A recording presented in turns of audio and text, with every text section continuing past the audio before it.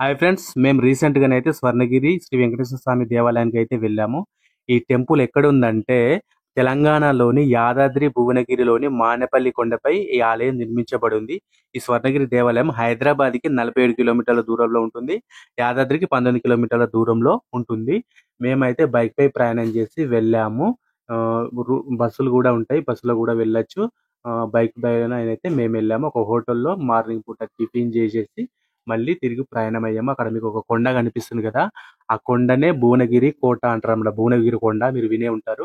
మీకు ఇంట్రెస్ట్ ఉంటే ఆ కొండపైకి కూడా వెళ్ళేసి చూసుకోవచ్చు. మేమైతే స్వర్ణగిరికి వెళ్ళాము. స్వర్ణగిరికి వెళ్ళే మధ్యలో ఇక్కడ కొబ్బరికాయలు, పూజ సామాను అమ్ముతారు, తీసుకోవచ్చు. ఈ లొకేషన్ కనిపిస్తుందిగా, ఈ లొకేషన్ అయితే హైలైట్ అనిపిస్తది. అక్కడ దగ్గరికి వెళ్ళే వరకు కూడా అక్కడ లోయ ఉందా, లేదంటే ఏదైనా డ్యామ్ ఉందా, ఏముందా కూడా అర్థం కాదు. ఆ ఫీలింగే వేరు. ఇక్కడ ఫోటోలు గాని, వీడియోలు గాని తీసుకోవడానికి ఈ లొకేషన్ అయితే పర్ఫెక్ట్‌గా బావుంది. చూస్తున్నాం గదా! అక్కడ దగ్గరికి వెళ్ళే వరకు గూడా అక్కడ పడిపోతాం అన్నట్టు అనిపిస్తది. అట్లా అనుభూతి అనేది అనిపిస్తది. ఇప్పుడు మనము టెంపుల్‌కి వెళ్తున్నాము గదా! అక్కడ దూరాన మీకు కనిపిస్తుంది గదా! అదే స్వర్ణగిరి టెంపుల్ అన్నమాట. మనము అక్కడి వరకు ఇప్పుడు వెళ్ళాలి. అక్కడి వరకు వెళ్ళాలి అంటే ఇక్కడ రోడ్డు మార్గం కనిపిస్తుంది గదా! మట్టి రోడ్డు. ఈ మట్టి రోడ్డు గుండా వెళ్ళాలి. ఇప్పుడంటే మట్టి రోడ్డు ఉంది. ఫ్యూచర్‌లో మళ్ళీ మంచి మెయిన్ రోడ్ ఏస్తుండొచ్చు. మనమైతే ఆ టెంపుల్ వరకు వెళ్తున్నామిప్పుడు. ఈ ఆలయాన్ని మానేపల్లి కుటుంబీకులు, ప్రముఖ వ్యాపారవేత్త శ్రీమాన్ మానేపల్లి రామారావు, వారి భార్య ధర్మపతి శ్రీమతి విజయలక్ష్మి, వారి కుమారులు శ్రీమాన్ మానేపల్లి మురళీకృష్ణ, శ్రీమాన్ మానేపల్లి గోపికృష్ణ గారు అత్యంత సుందరంగా ఈ ఆలయాన్ని అయితే వారు నిర్మించారు. ఇప్పుడు మనము టెంపుల్ దగ్గరికి అయితే వచ్చాం. చూస్తున్నారు కదా, ఆటోలు కూడా అవైలబుల్ గా ఉంటాయి. మీరు కంగారు పడవద్దు. ఇక్కడ వరకు టెంపుల్ దగ్గర కూడా తీసుకొస్తారు. చూస్తున్నారు కదా, ఎన్ని ఆటోలు గాని, వెహికల్స్, కార్స్ అవన్నీ కనిపిస్తున్నాయి కదా! ఇదే తోరణం అన్నమాట. కనిపిస్తుంది కదా, స్వర్ణగిరి అని ఉంది. ఇక్కడ బైక్‌కి అయితే ₹20 టికెట్ తీసుకున్నారు పార్కింగ్ కోసం. ఇక్కడ చూస్తున్నారు కదా, అన్ని పార్కింగ్ చేశారు. ఇక్కడ పార్కింగ్ ప్లేస్ అన్నమాట ఇదంతా. ఇక్కడ పార్కింగ్ చేసి, బైకులు పార్కింగ్ చేసి మేము ఇప్పుడు టెంపుల్ లోపలికి వెళ్తున్నాము. ఈ ఆలయం యొక్క నిర్మాణము 2018లో ప్రారంభమైంది.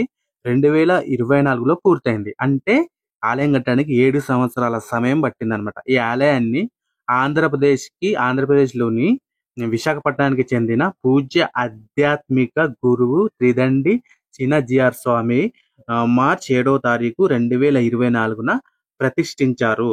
ఇది 22 ఎకరాల స్థలంలో ఉన్న ఈ కొత్త ఆలయం దక్షిణ భారతదేశంలోనే అతిపెద్ద బాలాజీ దేవాలయాల్లో ఒకటిగా ప్రశంసింపబడిందనమాట ఈ దేవాలయం. ఈ స్వర్ణగిరి ఆలయం ఎత్తైన గోడలతో, బలమైన రాయితో నిర్మించబడి ఉంది. ఒక్క రాయి బరువు 100 కేజీల నుండి 200 కేజీల వరకు ఉంటుందన్నమాట.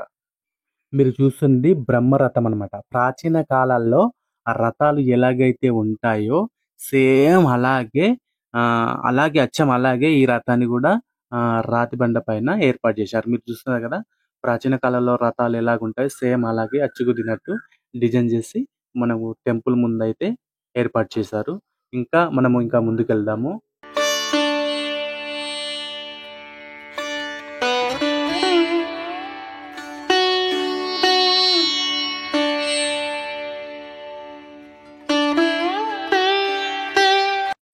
ఎత్తైన 4 గోపురాలతో 4 దిక్కులా పెట్టారు ఈ టెంపుల్‌కి. ఈ దేవస్థానం పగటిపూట కంటే రాత్రి వేళలనైతే స్వర్గంలో ఉన్నామా అనే ఫీలింగ్ అయితే వస్తదనమాట. అంత బావుంటుంది.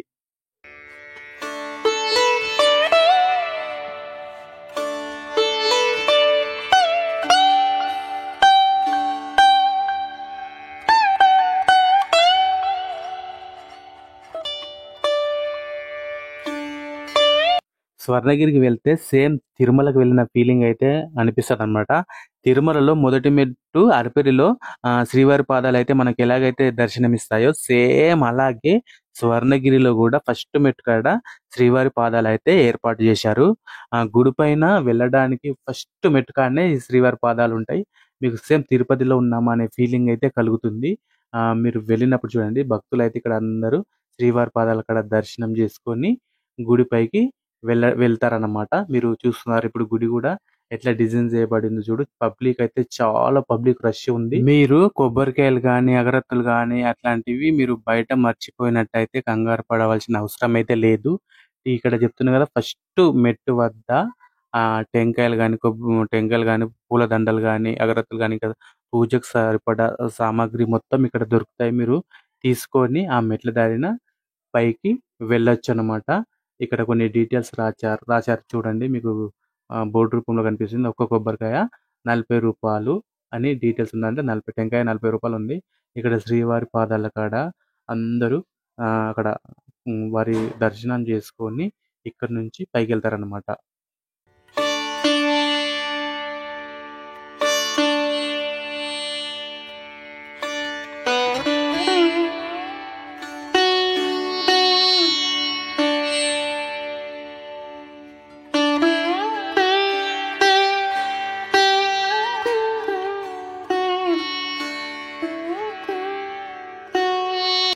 మీరు చూస్తున్న గుడి ఉంది చూడు, అది 2 ఫ్లోర్‌గా ఉంది.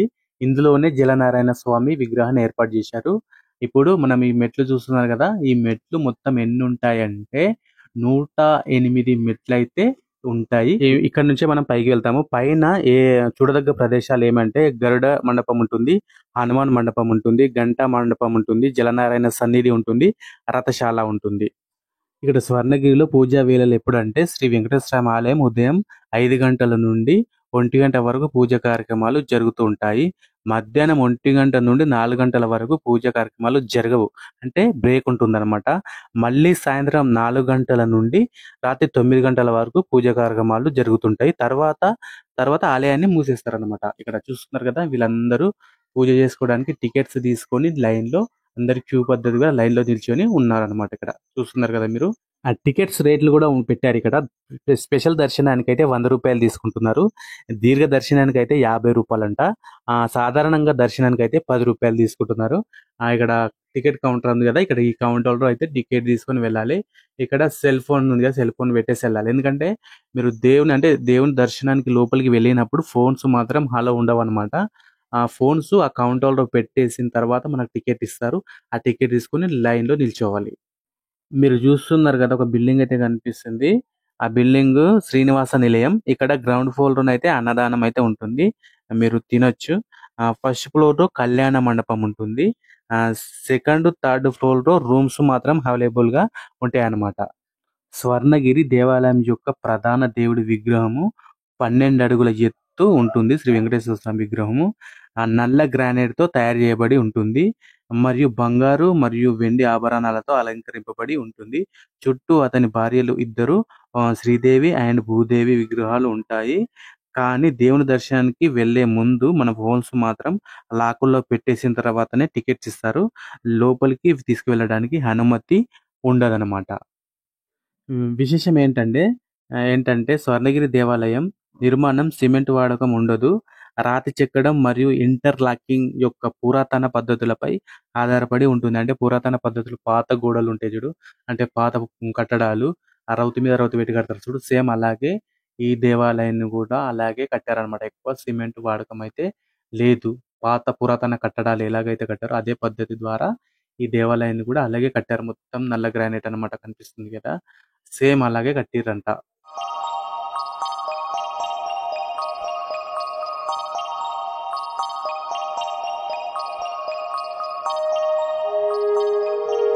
ఇప్పుడు మీరు చూస్తున్నారు కదా, ఇది ఆంజనేయ స్వామి వారి విగ్రహం అన్నమాట. చూస్తున్నారు కదా, 40 అడుగుల ఎత్తైన రథంతో పాటు 27 అడుగుల ఏకశిల ఆంజనేయ స్వామి విగ్రహం. అంటే మీరు చూస్తున్నారు కదా, ఒకటే రౌతుతోని ఈ విగ్రహం అయితే ఉందన్నమాట. ఆ రథం ఉంది కదా, అదైతే 40 అడుగుల ఎత్తు ఉంటుంది.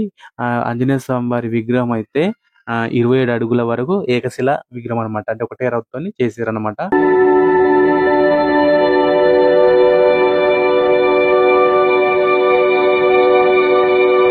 మీరిప్పుడు చూస్తున్నది శ్రీవారి ఘంటా మండపము. ఇది సుమారు 6 అడుగుల ఎత్తై 1500 కేజీల కాంస్యంతో తయారై ఉంటుంది.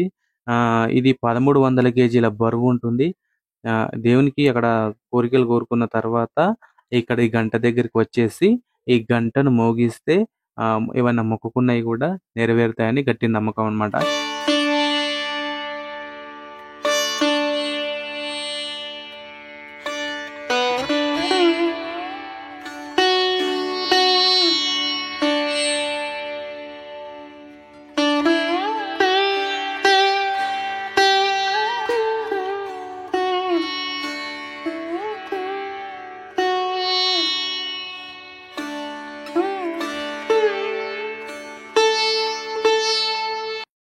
ఈ గంట అందని వాళ్ళు అక్కడ రాడ్స్ ఉంటాయి అన్నమాట. ఒక 2 ఉన్నాయి రాడ్స్. ఆ రాడ్స్ తోని ఆ గంటనైతే కొట్టే ప్రయత్నం చేస్తున్నారు. మీరు వీడియోలో చూస్తున్నారు కదా!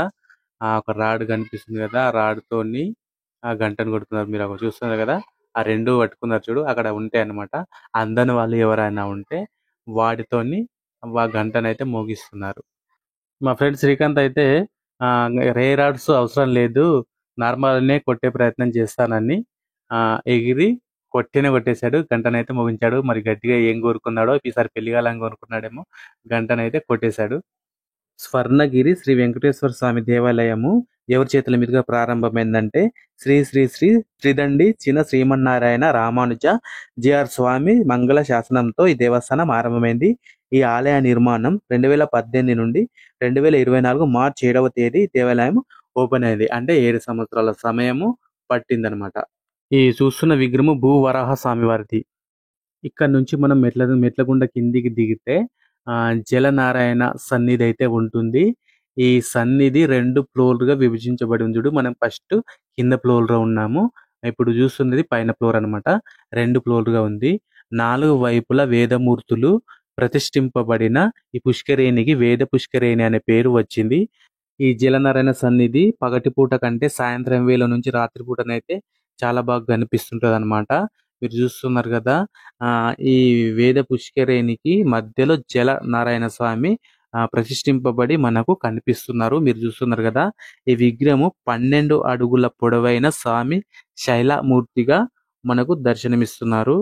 విశేషం ఏంటంటే జలనారాయణ విగ్రహము ఒకటి నేపాల్‌లోనే ఉందంట. రెండవది మన తెలంగాణలోని స్వర్ణగిరి టెంపుల్‌లో ఈ జలనారాయణ స్వామి విగ్రహాన్ని ఏర్పాటు చేశారు. ఒకటి నేపాల్‌లో, రెండవది మన తెలంగాణలో స్వర్ణగిరిలో మాత్రమే ఇక్కడ మనకు ఏర్పాటు చేశారు.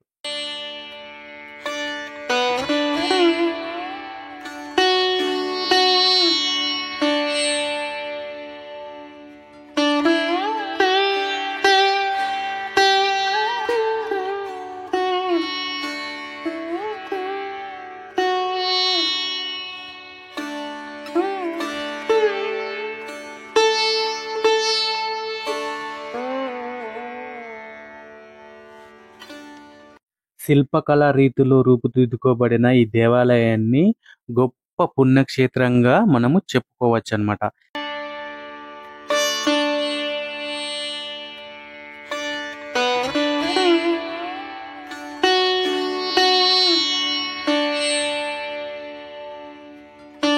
మీరు వీడియోలో చూస్తున్నారు కదా! 4 వైపులా వేదమూర్తులు ప్రతిష్ఠింపబడిన ఈ పుష్కరిణికి వేద పుష్కరి అనే పేరు వచ్చింది. మీరు చూస్తున్నారు కదా! జలనారాయణ సన్నిధి 2 ఫ్లోర్‌లుగానైతే ఉంది. మీరు కింది ఫ్లోర్‌లో భక్తులు చూస్తున్నారు. పైన ఫ్లోర్‌లో కూడా కనిపిస్తున్నారు.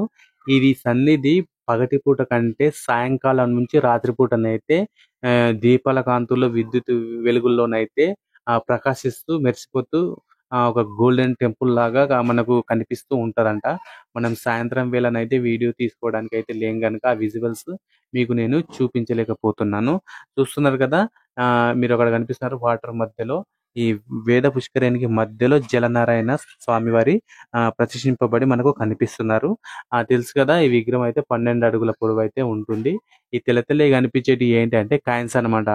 రూపాయి, రూ. 2, రూ. 5 చిక్కలు అట్లాంటి చిక్కలు కాయిన్స్ అట్లాంటివి ఏంటంటే భక్తులు ఏమన్నా కోరికలు కోరుకొని ఈ జలనారాయణ సన్నిధిలోని కాయిన్స్ వేస్తే అవి కోరికలు తీరుతాయని భక్తుల నమ్మకంతో వచ్చిన వాళ్ళందరూ అలా కాయిన్స్ వేస్తున్నారన్నమాట. ఈ స్వర్ణగిరి ఆలయము విస్తరణం దాదాపు 10,000 అడుగుల చదరపు మీటర్లతో నిర్మించబడి ఉంది. ఈ ఆలయం కట్టడానికి 22 ఎకరాల స్థలం అయితే నిర్మించబడి ఉంది. ఈ ఆలయానికి 108 మెట్లను అధిరోహిస్తూ 4 రాజగోపురాలు ఆలయ గోడలను అలంకరించి ఉంటాయి. మరియు గర్భగుడిపై 5 అంతస్తుల విమాన గోపురంలో ముగుస్తుంది. శిల్పకళా రీతుల్లో రూపుదిద్దుకోబడిన ఈ స్వర్ణగిరి దేవాలయాన్ని గొప్ప పుణ్యక్షేత్రంగా మనము చూడవచ్చు. ఫ్రెండ్స్ మీరు చూస్తున్నారు కదా! ఈ పైన టెంపుల్ ఇట్లా ఉంటదన్నమాట. ఇక్కడ మీకు కొన్ని సేవలు అనే డీటెయిల్స్ కొన్ని బోర్డ్స్ కనిపిస్తున్నాయి కదా! మీరు చూస్తున్నారు కదా ఇక్కడ కొన్ని డీటెయిల్స్ అయితే రాసి ఉంచారు.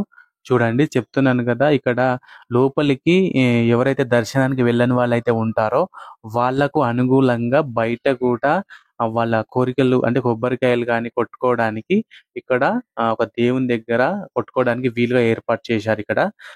ఇక్కడ చూస్తున్నారు కదా మీరు అందరూ ఇక్కడ కొబ్బరికాయలనేది కొడుతున్నారు. ఇక్కడ దేవుని విగ్రహం కనిపిస్తుంది కదా! ఇక్కడ ఈ దేవుని విగ్రహం ముందు కొబ్బరికాయలైతే కొట్టుకోవడానికి వీలుగా ఇక్కడ ఏర్పాటు చేశారు. చూస్తున్నారు కదా భక్తులందరూ టెంకాయలు కొడుతున్నారు.